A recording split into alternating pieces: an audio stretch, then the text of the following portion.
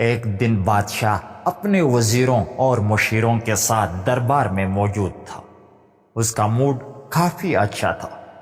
وہ نوجوان وزیر کی طرف مڑا اور پوچھا، تمہاری زندگی کی سب سے بڑی خواہش کیا ہے؟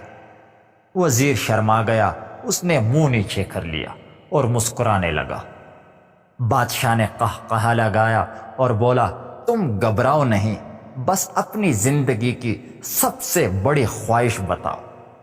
وزیر گھٹنوں پر جھکا اور عاجزی سے بولا، حضور، آپ دنیا کی خوبصورت ترین سلطنت کے مالک ہیں۔ میں جب بھی یہ سلطنت دیکھتا ہوں تو میرے دل میں یہ خواہش پیدا ہوتی ہے کہ اگر اس کا 10واں حصہ میرا ہوتا تو میں دنیا کا خوش قسمت ترین انسان ہوتا۔ وزیر خاموش ہو گیا۔ بادشاہ نے قہقہہ لگایا اور بولا، میں اگر تمہیں اپنی آدھی سلطنت دے دوں تو تم کیا کرو گے؟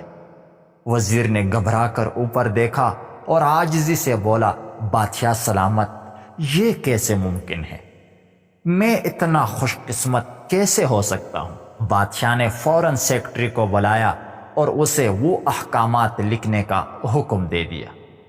بادشاہ نے پہلے حکم کے ذریعے اپنی آدھی سلطنت نوجوان وزیر کے حوالے کرنے کا فرمان جاری کر دیا، اور دوسرے حکم میں بادشاہ نے وزیر کا سر قلم کرنے کا آرڈر دے دیا۔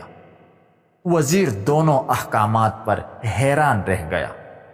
بادشاہ نے احکامات پر مہر لگا دی اور وزیر کی آنکھوں میں آنکھیں ڈال کر کہا، تمہارے پاس 30 دن ہیں۔ تم نے 29 دنوں میں 3 سوالوں کے جواب تلاش کرنے ہیں۔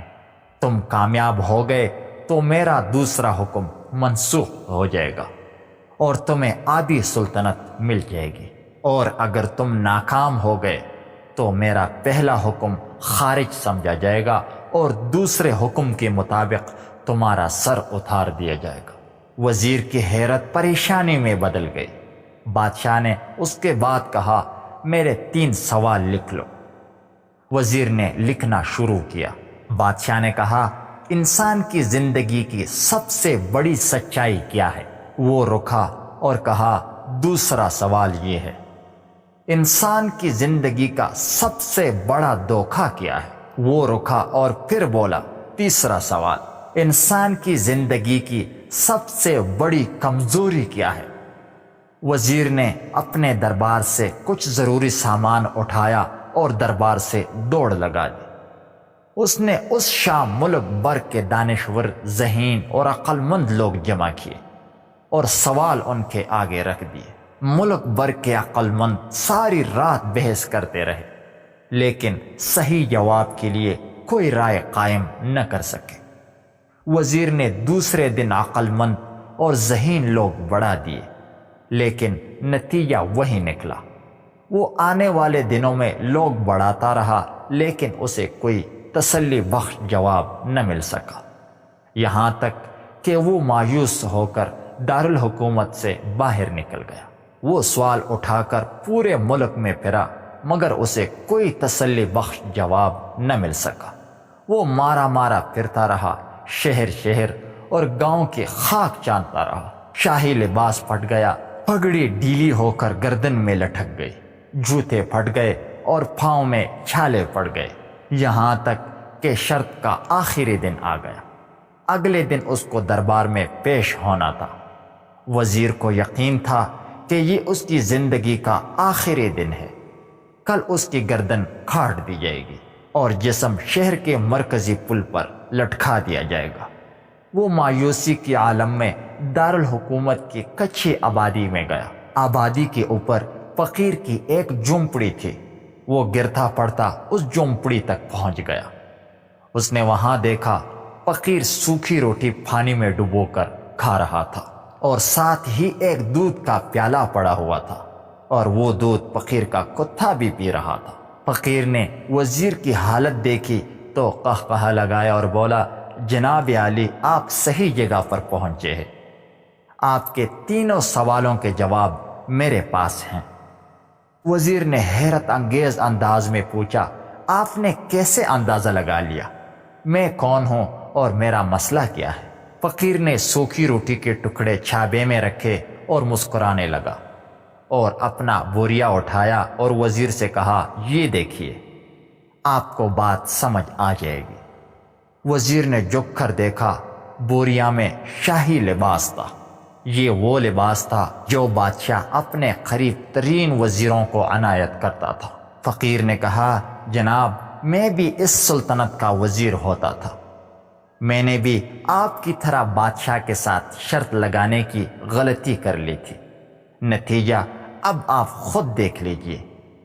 اس کے بعد وہی سوکھی روٹی کا ٹکڑا اٹھایا، پھر پانی میں ڈبو کر کھانے لگا۔ وزیر نے دکھی دل سے پوچھا، کیا آپ بھی جواب تلاش نہیں کر سکے تھے؟ فقیر مسکراتے ہوئے کہنے لگا، میرا کیس آپ سے مختلف تھا۔ میں نے جواب ڈھونڈ لیے تھے، میں نے بادشاہ کو جواب بھی بتائے تھے، مگر آدھی سلطنت کا پروانہ پھاڑا، بادشاہ کو سلام کیا اور اس کھٹیا میں آ کر بیٹھ گیا ہوں، اور میرا کتا دونوں مطمئن زندگی گزار رہے ہیں۔ وزیر کی حیرت اور بڑھ گئی، لیکن سابقہ وزیر کی حماقت تازگی کا وقت نہیں تھا۔ یہ جواب معلوم کرنے کی گھڑی تھی۔ چنانچہ وزیر فریادی بن گیا اور فقیر سے پوچھا، کیا آپ میرے ان 3 سوالوں کے جواب دے سکتے ہیں؟ فقیر نے ہاں میں گردن ہلا کر جواب دیا، میں پہلے 2 سوالوں کا جواب مفت دوں گا، لیکن تیسرے جواب کے لیے تمہیں قیمت ادا کرنا ہوگی۔ وزیر کے پاس شرط ماننے کے سوا کوئی آپشن نہیں تھا۔ اس نے فوراً ہاں میں گردن ہلا دی۔ فقیر بولا، دنیا کی سب سے بڑی سچائی موت ہے۔ انسان کوئی بھی ہو، کچھ بھی ہو، وہ اس سچائی سے نہیں بچ سکتا۔ فقیر رکا اور بولا، انسان کی زندگی کا سب سے بڑا دھوکہ زندگی ہے۔ ہم میں سے ہر شخص زندگی کو دائمی سمجھ کر اس کے دھوکے میں آ جاتا ہے۔ فقیر کے دونوں جواب ناقابل تردید تھے۔ وزیر سرشار ہو گیا۔ اس نے اب تیسرے جواب کے لیے فقیر سے شرط پوچھی۔ فقیر نے قہقہا لگایا، کتے کے سامنے سے دودھ کا پیالہ اٹھایا اور وزیر کے ہاتھ میں دیا اور کہا، میں آپ کو تیسرے سوال کا جواب اس وقت تک نہیں دوں گا جب تک آپ یہ دودھ نہیں پی جاتے۔ وزیر کے ماتھے پر پسینہ آ گیا۔ اس نے نفرت سے پیالہ زمین پر رکھ دیا اور کسی قیمت پر کتے کا جھوٹا دودھ پینا نہیں چاہتا تھا۔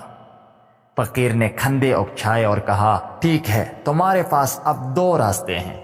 تم انکار کر دو اور شاہی جلاد کل تمہارا سر اتار دے گا، یا پھر تم یہ آدھا پاؤ دودھ پی جاؤ اور تمہاری زندگی بھی بچ جائے اور تم آدھی سلطنت کے مالک بھی بن جاؤ۔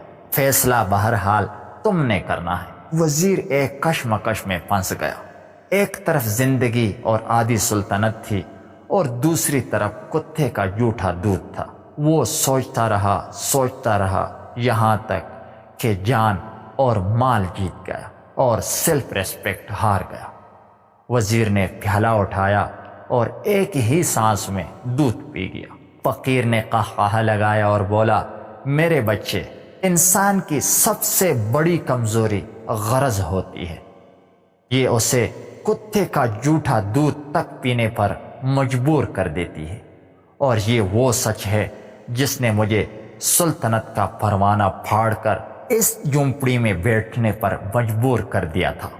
میں جان گیا تھا میں جوں زندگی کے دھوکے میں آؤں گا تو میں موت کی سچائی کو فراموش کرتا جاؤں گا، اور میں موت کو جتنا فراموش کرتا رہوں گا میں اتنا ہی غرض کے دلدل میں دنستا جاؤں گا، اور مجھے روز اس دلدل میں سانس لینے کے لیے غرض کا غلیظ دودھ پینا پڑے گا۔ لہٰذا میرا مشورہ ہے، زندگی کی ان 3 حقیقتوں کو جان لو، تمہاری زندگی اچھی گزرے گی۔ وزیر حجالت، شرمندگی اور خود ترسی کا تحفہ لے کر فقیر کی جھونپڑی سے نکلا اور محل کی طرف چل پڑا۔ وہ جوں محل کے قریب پہنچ رہا تھا، اس کے احساس شرمندگی میں اضافہ ہو رہا تھا۔ اس کے اندر ذلت کا احساس بڑھ رہا تھا۔ وہ اس احساس کے ساتھ محل کے دروازے پر پہنچا اس کے سینے میں خوفناک ٹھیس اٹھی، وہ گھوڑے سے گرا، لمبی ہچکی لی اور اس کی روح قبض عنصری سے پرواز کر گئی۔ ہمیں کسی دن کسی ٹھنڈے جگہ پر بیٹھ کر زندگی کے ان بنیادی سوالوں پر ضرور غور کرنا چاہیے۔ ہمیں یہ سوچنا چاہیے ہم لوگ کہیں زندگی کے دھوکے میں آ کر غرض کے پیچھے تو نہیں بھاگ رہے، ہم لوگ کہیں موت کو فراموش تو نہیں کر بیٹھے، ہم کہیں اس کہانی کے وزیر تو نہیں بن گئے۔